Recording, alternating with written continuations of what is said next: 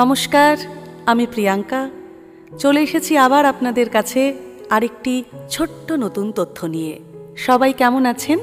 আশা করছি ভালো আছেন। ফেব্রুয়ারি মাস মানেই ভালোবাসার মাস।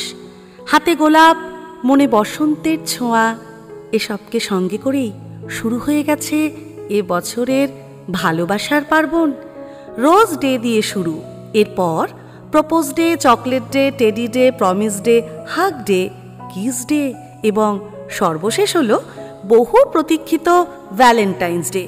টানা এক সপ্তাহের প্রেম পর্ব। প্রতি বছর 14ই ফেব্রুয়ারি বিশ্বজুড়ে পালিত হয় ভ্যালেন্টাইন্স ডে। এই দিনটিতে প্রত্যেকেই তাদের প্রিয়জনের প্রতি ভালোবাসা প্রকাশ করেন। বেশিরভাগ মানুষেরা এটা মনে করেন যে এই দিনটি কেবলমাত্র প্রেমিক প্রেমিকা ও দম্পতিদের জন্য। এটি একদমই সত্য নয়। যে কেউ এই দিনে তাদের প্রিয়জনকে শুভেচ্ছা জানাতে পারেন। সে যে কেউ হতে পারে, যেমন পরিবারের সদস্য, বন্ধু, ভাই বোন এবং অন্যান্য ব্যক্তি যারা আপনার জীবনে গুরুত্বপূর্ণ ভূমিকা পালন করে। প্রতি বছর এই ফেব্রুয়ারি মাসের এক সপ্তাহ জুড়ে প্রেমের বসন্তে মেতে ওঠেন সকলে। কিন্তু কেউ কি জানেন কেন পালন করা হয় এই ভ্যালেন্টাইন্স ডে?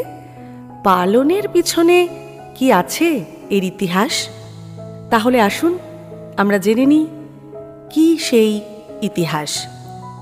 ভ্যালেন্টাইন্স ডে দিনটির নামকরণ করা হয়েছে সেন্ট ভ্যালেন্টাইনের নামানুসারে। 5ম শতাব্দীর শেষের দিকে পোপ গ্যালেসিয়াস 14ই ফেব্রুয়ারি দিনটিকে ভ্যালেন্টাইন্স ডে হিসেবে ঘোষণা করেছিলেন। ইতিহাসের পাতাগুলি উল্টে যদি আমরা দেখি তাহলে দেখতে পাব যে 3য় শতাব্দীর সময় রোমের বাসিন্দা, পুরোহিত ও চিকিৎসক সেন্ট ভ্যালেন্টাইনের আত্মত্যাগের স্মরণেই উদযাপিত হয়েছিল এই দিনটি, যিনি ছিলেন একজন ধর্মপ্রচারকও। পাশাপাশি তিনি রোমান সৈন্যদের বিবাহ বন্ধনে আবদ্ধ হওয়ার জন্য বিবাহের অনুষ্ঠানও করতেন। দ্বিতীয় ক্লডিয়াস একজন রোমান সম্রাট, যিনি বিশ্বাস করতেন যে অবিবাহিত সৈন্যরা বিবাহিতদের চেয়ে বেশি দক্ষ, তাই তাদের বিয়ে করতে নিষেধ করেছিলেন তিনি। এবং তিনি একটি আইন তৈরি করেন যাতে বলা ছিল যে সেনাবাহিনীতে চাকরি করা যুবকেরা বিয়ে করতে পারবে না। ধর্মযাজক সেন্ট ভ্যালেন্টাইন যখন এই আইন সম্পর্কে জানতে পারেন, তখন তিনি বুঝতে পেরেছিলেন যে এই আইনটি আসলে একটা ঘোরতর অন্যায়। তাই যে সকল সৈন্যরা বিবাহ বন্ধনে আবদ্ধ হতে চান তাদের জন্য গোপনে বিবাহের কাজ চালিয়ে যান তিনি। পাশাপাশি তিনি অন্যান্য লোকেদের মধ্যেও ভালোবাসা জাগিয়ে তুলতে প্রচার শুরু করেন। কিন্তু খুব তাড়াতাড়ি দ্বিতীয় ক্লডিয়াস সেন্ট ভ্যালেন্টাইনের এই কাজ সম্পর্কে জানতে পারেন এবং ভ্যালেন্টাইনকে মৃত্যুদণ্ড দেওয়ার আদেশ দেন।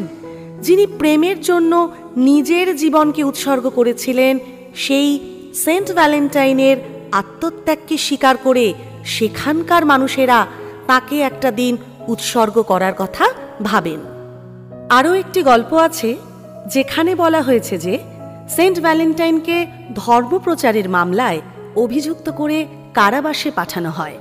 কারাবাসে থাকার সময় তার চিকিৎসার জাদুতে একজন কারারক্ষীর অন্ধ মেয়ের দৃষ্টি ফিরিয়ে দেন তিনি।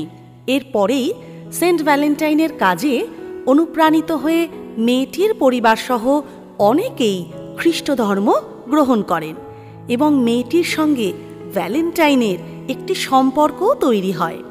সেখানকার রাজার কানে এই খবর পৌঁছানো মাত্রই আইনকে অমান্য করে ধর্মপ্রচারের অপরাধের জন্য ভ্যালেন্টাইনকে মৃত্যুদণ্ডের আদেশ দেওয়া হয়। তার মৃত্যুদণ্ড কার্যকর হওয়ার আগে সেন্ট ভ্যালেন্টাইন মেয়েটিকে উদ্দেশ্য করে একটি চিঠি লেখেন, যাতে চিঠির শেষে লেখা ছিল লাভ ফ্রম ইয়োর ভ্যালেন্টাইন। সেই থেকে মানুষ তার নামটিকে ভালোবাসার প্রতীক হিসেবে বিবেচনা করে। পরে পোপ গ্যালেসিয়াস প্রথম এই দিনটিকে ভ্যালেন্টাইন্স ডে হিসেবে ঘোষণা করেন। তাহলে আমরা জানলাম তো ভ্যালেন্টাইন্স ডের ইতিহাস।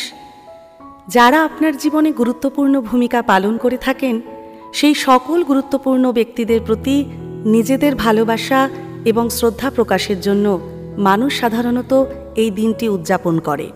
উদযাপনটি 7 দিন ব্যাপী চলে।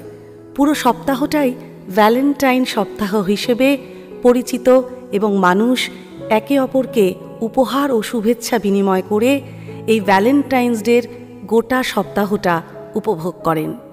তাহলে সবাই ভালো থাকবেন, সুস্থ থাকবেন। আজকে এই পর্যন্তই। নমস্কার।